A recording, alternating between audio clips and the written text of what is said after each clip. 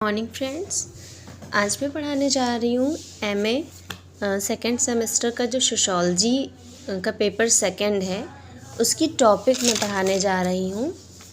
अनुसंधान प्रारूप, जिसको हम शोध प्रारूप भी कहते हैं। तो हम इसमें बात करेंगे अनुसंधान प्रारूप, शोध प्रारूप क्या है, शोध प्रारूप के प्रकार।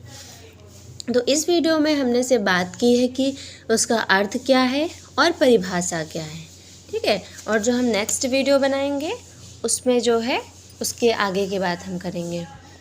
तो हम बात करेंगे कि इसका अर्थ क्या है। तो ऐसे हम कह सकते हैं क्या तथ्य इकट्ठा करना है, कितने, कैसे और कब तक इकट्ठा करना है, और प्राप्त तथ्यों को कैसे विश्लेषित करना है कि योजना शोध प्रारूप है। शोध प्रारूप शोध की ऐसी रूपरेखा होती है जिसे वास्तविक शोध कार्य को प्रारंभ करने के पूर्व व्यापक रूप से सोच समझ के बाद तैयार किया जाता है। अब हम बात करेंगे कि शोध की प्रस्तावित रूपरेखा का निर्धारण इन बिंदुओं पर विचारों के बाद किया जाता है। इसे पीवी यंग 1977 ने शोध संबंधित कई प्रश्नों के द्वारा इस तरह स्पष्ट किया है। पहला है, अध्ययन किससे संबंधित है और आंकड़ों का प्रकार जिनकी आवश्यकता क्या है। दूसरा है, अध्ययन क्यों किया जा रहा है।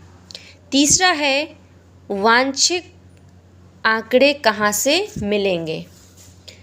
चौथा है, कहाँ या किस क्षेत्र में अध्ययन किया जाएगा। अब हम बात करेंगे पांचवा, कब या कितना समय अध्ययन में सम्मिलित होगा। छठा है, कितनी सामग्री या कितने कैसे की आवश्यकता होगी। सातवां है, चुनावों के किन आधारों का प्रयोग होगा। आठवां है, आंकड़ा संकलन की कौन सी प्रविधि का चुनाव किया जाएगा। तो ये 8 बिंदु थे इसके। इस तरह निर्णय लेने में जिन विविध प्रश्नों पर विचार किया जाता है, जैसे क्या, कहाँ, कब, कितना, किस साधन से अध्ययन की योजना निर्धारित करते हैं, ठीक है। अब आगे देखिए, भवन निर्माण से संबंधित एक उदाहरण के द्वारा आसानी से समझा जा सकता है कि भवन निर्माण करते समय सामग्री का ऑर्डर देने या प्रोजेक्ट पूर्ण होने की तिथि निर्धारित करने का को औचित नहीं है जब तक कि हमें यह ना मालूम हो कि किस प्रकार का भवन निर्माण होना है।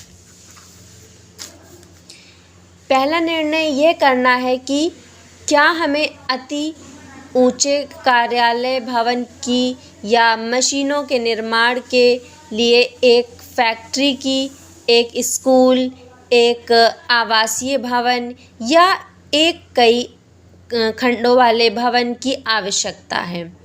जब तक यह नहीं तय हो जाता, हम एक योजना का खाका तैयार नहीं कर सकते, कार्य योजना तैयार नहीं कर सकते या सामग्री का ऑर्डर नहीं दे सकते हैं। इसी तरह से सामाजिक अनुसंधान को प्रारूप या अभिकल्प की आवश्यकता होती है या तथ्य संकलन के पूर्व या विश्लेषण शुरू करने के पूर्व एक संरचना की आवश्यकता होती है।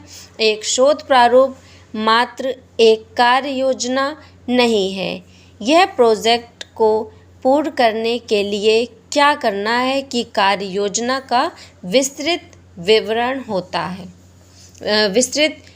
है। सही बात है, अगर हम किसी चीज़ को पहले, जैसे हमें कोई चीज़ करना है तो उसके लिए हमें प्री प्लान करना होगा, तभी हमें सारी चीज़ें डिटेल में पता होंगी कि हमें कब क्या करना है, कैसे करना है, तभी हम सारी चीज़ें कर पाएंगे। चाहे फिर वो पढ़ाई से रिलेटेड हो या घर बनवाने से रिलेटेड हो या फिर अन्य कोई भी कार्य।